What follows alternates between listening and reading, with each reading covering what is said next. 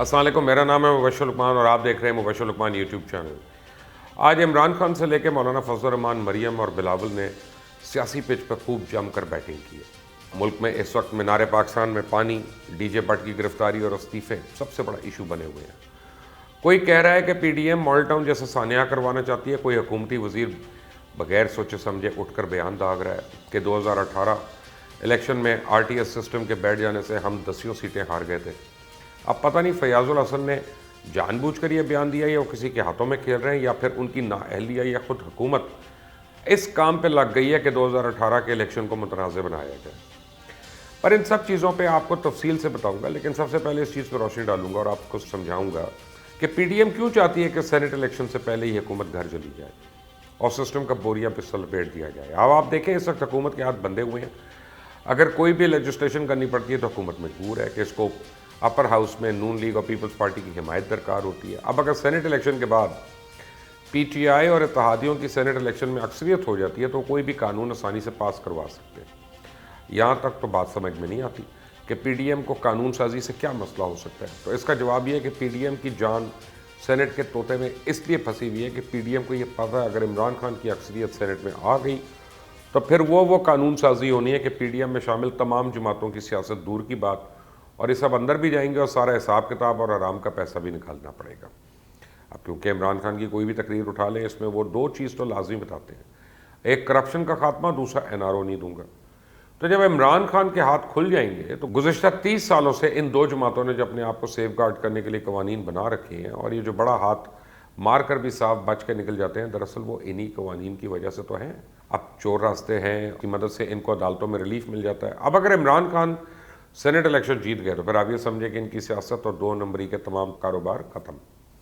اس لیے ساری کی ساری پی ڈی ایم قومی سے صوبائی اسمبلی تک استعفیٰ دینے پہ راضی دکھائی دیتی ہے۔ پر جو وہ کہتے ہیں کہ ملک میں جمہوریت نہیں تو کیا ہی اچھا ہوتا کہ سینٹ کی سیٹ سے استعفیٰ دینے کا اعلان بھی ہو جاتا، پر آپ دیکھیں گے کہ کبھی ایسا نہیں کریں گے، کیونکہ سیاست میں تو نام تو عوام کا ہی لیا جاتا ہے، مگر اصل میں سب سے پہلے لیڈرشپ کے مفادات، پھر پارٹی اشرافیہ کے مفادات، پھر پارٹی ورکرز، اور آخر میں کوئی گنجائش بچ جائے تو عوام کے مفادات کے بارے میں بھی کبھی کبھی سوچ لینا پڑتا ہے۔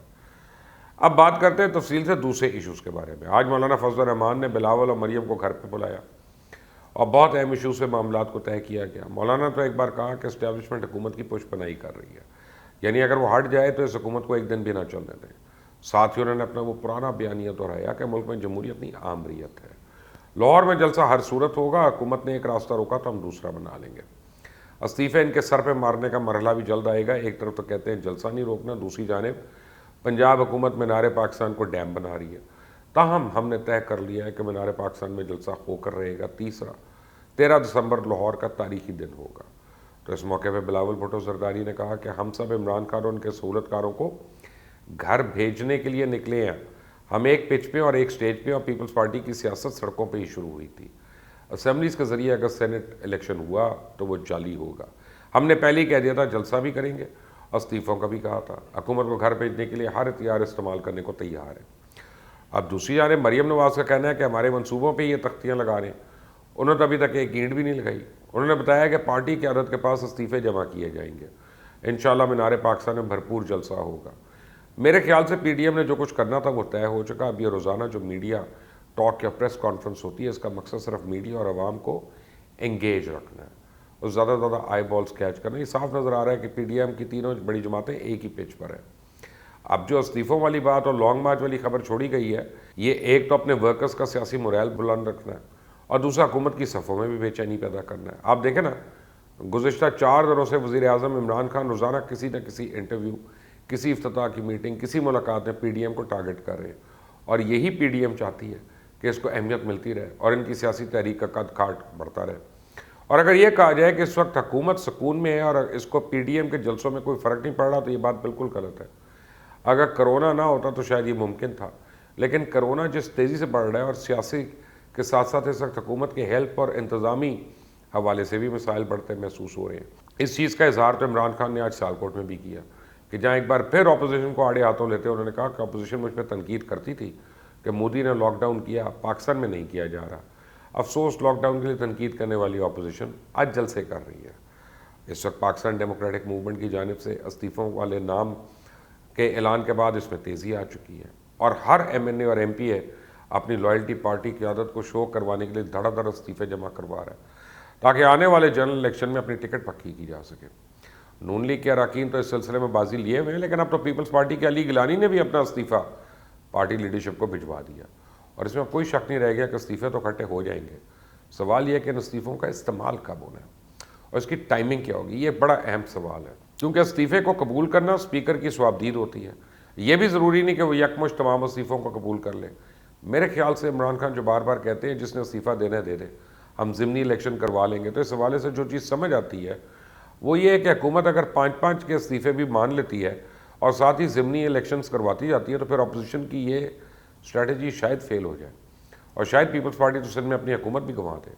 تو یہ تمام چیزیں اپوزیشن کے ذہن میں بھی ہوں گی، اس لیے وہ خبر تو نکال رہے ہیں لیکن حتمی بات کوئی نہیں کر رہے، یعنی وہ پلان تو بتا رہے ہیں کہ ہم یہ کریں گے وہ کریں گے تاکہ حکومت پریشانی کا شکار ہو اور اس پریشانی میں کوئی غلطی کرے، کوئی جلد بازی ہو، کوئی ری ایکشن ہو اور پھر وہ اس غلطی کو کیش کروا لیں۔ مثال کے طور پہ حکومت جو ملتان میں طاقت کا استعمال کر کے غلطی کرنے جا رہی تھی، خدا نہ خواستہ کوئی تصادم ہو جاتا تو نقصان تو زیادہ سے زیادہ حکومت کا ہی ہونا تھا۔ اس سے ایک اور خبر بڑی پھیلی ہوئی ہے اور پتہ نہیں یہ پی ڈی ایم نے پھیلائی ہے یا اس میں کوئی حقیقت ہے، وہ یہ کہ حکومت مریم نواز کو دوبارہ جیل میں ڈال سکتی ہے۔ اگر اس موقع پر ایسا ہوا تو پی ڈی ایم نے جیل بھرو تحریک بھی اپنے کارڈز میں رکھی ہوئی ہے اور اگر ایسا ہو گیا تو حکومت کے لیے بہت بڑی مشکل ہو سکتی ہے۔ فی الحال تو یہ محسوس ہوتا ہے کہ لاہور کا جلسہ ہر حال میں ہو کر ہی رہے گا، چاہے ڈی جے بٹ پکڑا جائے یا کوئی اور، مینار پاکستان میں پانی چھوڑا جائے، آندھی چلے طوفان آئے، نون لیگ نے تو جلسہ کرنا ہی کرنا ہے کیونکہ لاہور نون لیگ کی سیاست کا گڑھ ہے۔ یہاں تک کہ آپ دیکھیں گے یہ بات لاہور سے نکلی تھی، کھاتا ہے تو لگاتا بھی ہے۔ اس لیے اب یہ پی ٹی آئی اور پنجاب حکومت کا اصل امتحان ہے کہ اس جلسے کو کس طرح ٹیکل کرتے ہیں۔ اگر کوئی بدمزگی پیدا ہوئی تو اس کی سیاسی قیمت حکومت کو چکانا پڑے گی، کیونکہ ایسا محسوس ہوتا ہے کہ پی ڈی ایم خود چاہتی ہے کہ کچھ گڑبڑ ہو یا خراب ہو جس کو بنیاد بنا کے وہ حکومت کو مزید انڈر پریشر لے آئے۔ لاہور ایک ٹیسٹ کیس بھی ہے پی ڈی ایم کے لیے، خاص طور مسلم لیگ نواز کے لیے۔ مسلم لیگ نواز کی واضح اکثریت ہے لاہور میں، اس میں کوئی دو رائے نہیں ہے کہ میجورٹی سیٹس ان کی ہیں، لیکن لاہور میں مسلم لیگ کے جو خیر خواہ ہیں یا ان کے سپورٹرز ہیں وہ دکاندار ہیں، کاروباری ہیں، ریڑیاں لگاتے ہیں، کام کرتے ہیں۔